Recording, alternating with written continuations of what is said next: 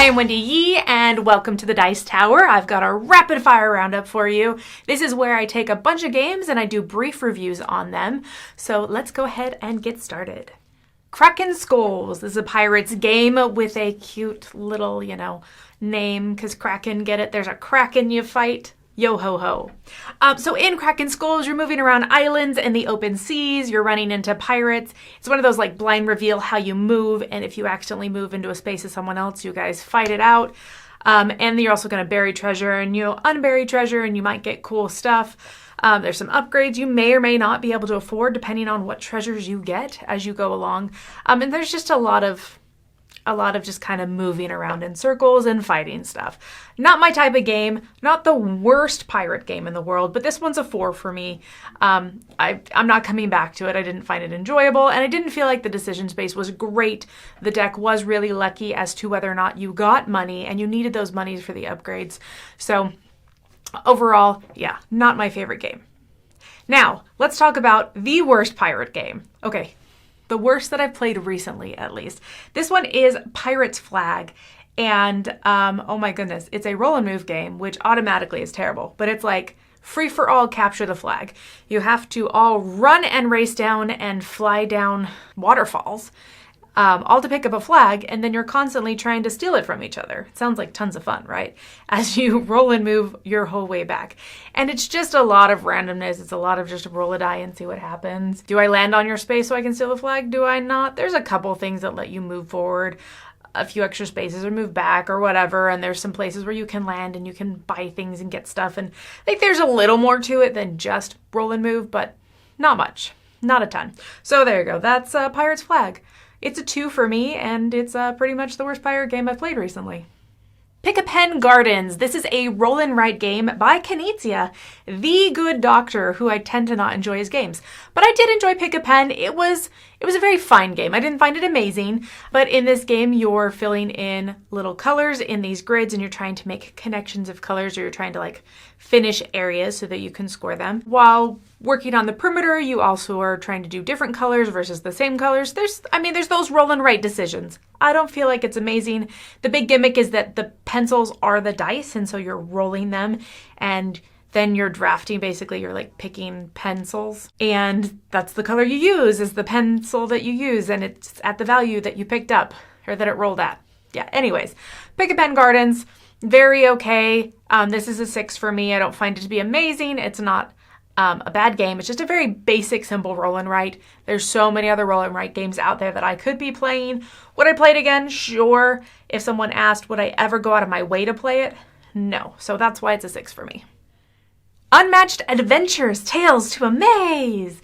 Okay, so the original Unmatched system is a player versus player thing where you have some sort of special character that's from a cool IP, and you guys are basically like duking it out, right? So this Tales to Amaze version is a cooperative version where you're taking those same characters, and instead you're fighting like this alien invasion or these giant evil moths that are taking over the world, and a bunch of other little bad guys that are along with them. This is one of those games that I really wanted to like because I'm not a big fan of that like head-to-head fight, but I'm more okay in a cooperative way, and I really wanted to enjoy this, and so I tried it a few different times, and the conclusion I came to is it is not the actual gameplay card mechanisms that make me not really love this game, but instead it is the fact that the turn structure has these big gaps between turns, and there's not any strategic planning that you really can do in between your turns.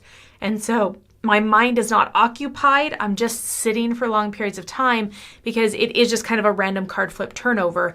And so I could be early the, one round and then late the next round, and I just have tons and tons of stuff happening between my turns. And so this one is a 6 for me. I keep really wanting to enjoy it. I can't make it a 7. I can't recommend it. I will keep playing it because my family likes it.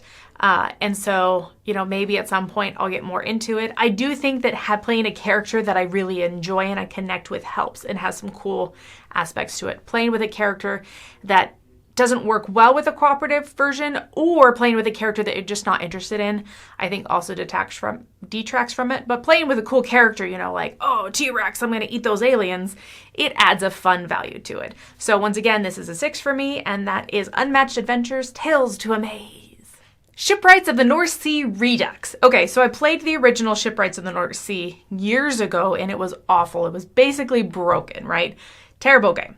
So they redid it, and I was like, okay, this is fine. I enjoy the Shem Phillips line of games, you know what I mean? This whole like Garfield Games thing. I enjoy this, so let's try it. Let's see if it's better. And you know what? It is better. Is it amazing? No. Am I going to recommend it? No. But I do think they improved some stuff. You know what I mean? I don't feel like it was broken. For me, in this game, I mean, you've got this draft, and it's a normal draft. Unless you're playing 2 players, then the draft is really weird. You got a normal draft. You're drafting cards, and you're trying to decide, am I going to play them? Am I going to, like, discard them, and I'm going to tuck them? Am I, you know, can I afford to build the ships? Can I do whatever? And I feel like there's the potential of good strategic decisions, but a lot of the engine building, you just have to build that engine to get anywhere. And building that engine is so much determined by, can I build those buildings early on? Can I get that going? And I feel like if you play a game where you don't really see those a lot at the beginning, you can still play the game, but it's not as much fun because you don't get to do that engine building and you don't feel like you're really growing as quickly. So this one it's a 5 for me. I don't love it. It is better than the original, which I would have given like a 1 or a 2. So improvements have been made, but it's still not my jam. So there you go. That is what's it called? Shipwrights of the North Sea Redux. Tangram City. This is all about balance and polyominoes. And I'll tell you what, my yoga career is long over. So let's talk about this. Let's talk about Tangram City. So this is a polyomino game, but everyone's playing the same piece at the same time. And there's cards. Everyone has a card that they can see. And then you just kind of go in turn order based on which piece everyone's going to play. And so if you're early on, you get that hint of like, ooh, I know what's coming up, but I don't know what's going to come at the end right before we score. Whereas if you're in one of the like last 2 places, you can see the card and then you get to choose a lot of things and you get a lot more like forward thinking. It's weird because you have the exact same amount of pieces you get to see, but you just have that more time to plan ahead around that last piece. So it's an interesting game. It does require balance, or your goal is to get perfectly balanced between like the nature-y side and the industrialized side of the buildings, because you don't want a town that doesn't have anywhere for people to live or work, and you don't want a town that doesn't have any green, right? So you want to balance that out. And this is one of those that the first time I played it, I really enjoyed it, and I found it to be very interesting and fun to try to like work around and see, hey, how can I make my biggest rectangles so I can score the most points? And get everything to fit as best I can. But then the more I've played it, the more I've realized I think it's very quickly you see what the game has to offer. So this one is a 6.5 for me because I will play it again but I won't recommend it again, I think is the thing, because I enjoy the mechanisms, I enjoy what's going on, but it's so easy to get close to finishing and close to balance.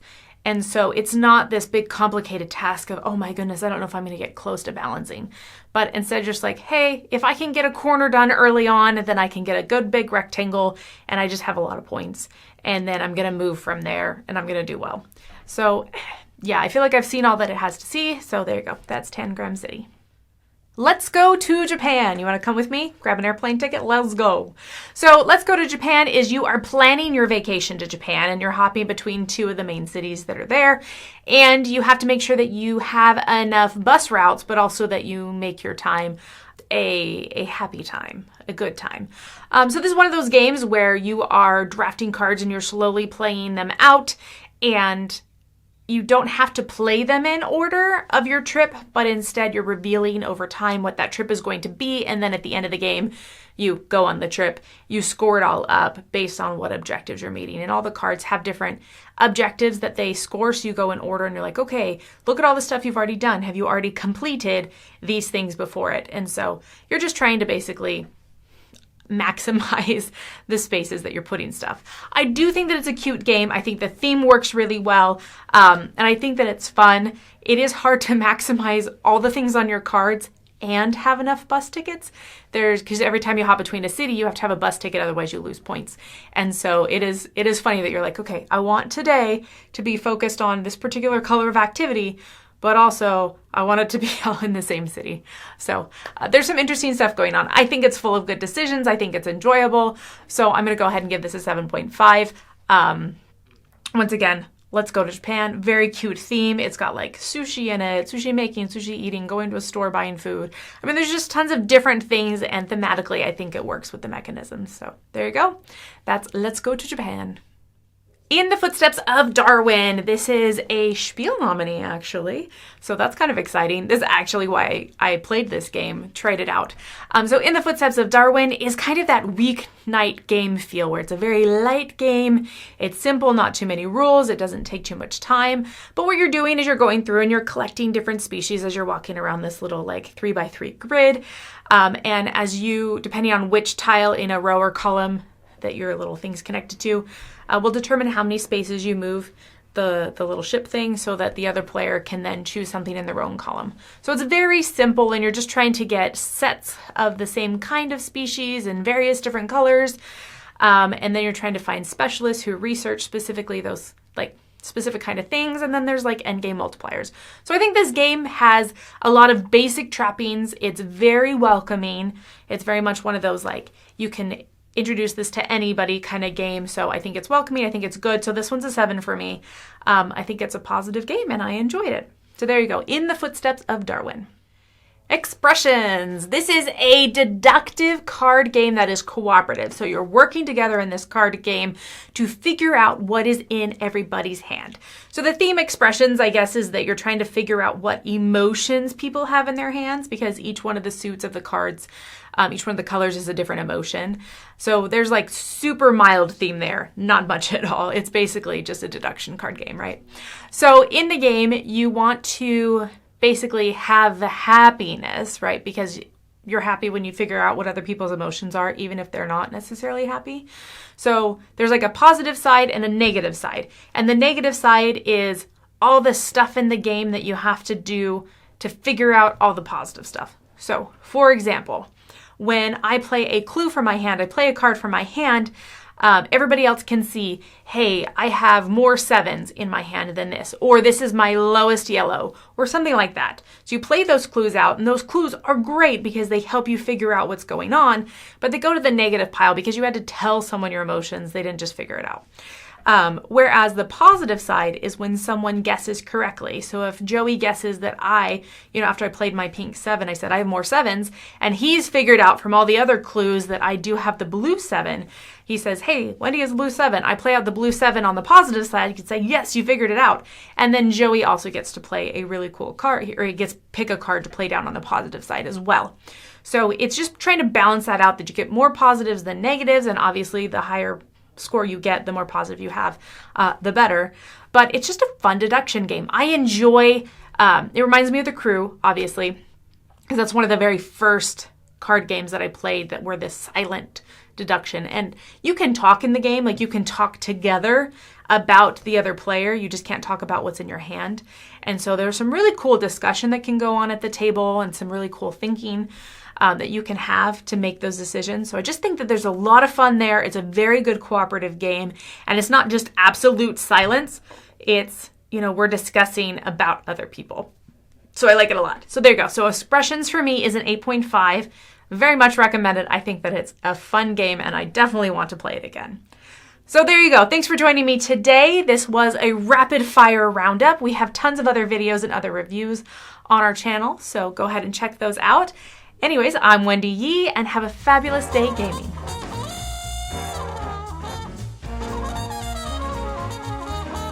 Hey folks, thanks for watching another one of our videos. If you like our videos, if you like our channel, if you would love to game with us at one of our conventions, check out Dice Tower Cruise, Dice Tower East, and Dice Tower West. Fantastic conventions where we play games with wonderful people, a humongous library, and lots of other events and stuff. Also, don't forget to check out our channel, like and subscribe. I'm Tom Bassel.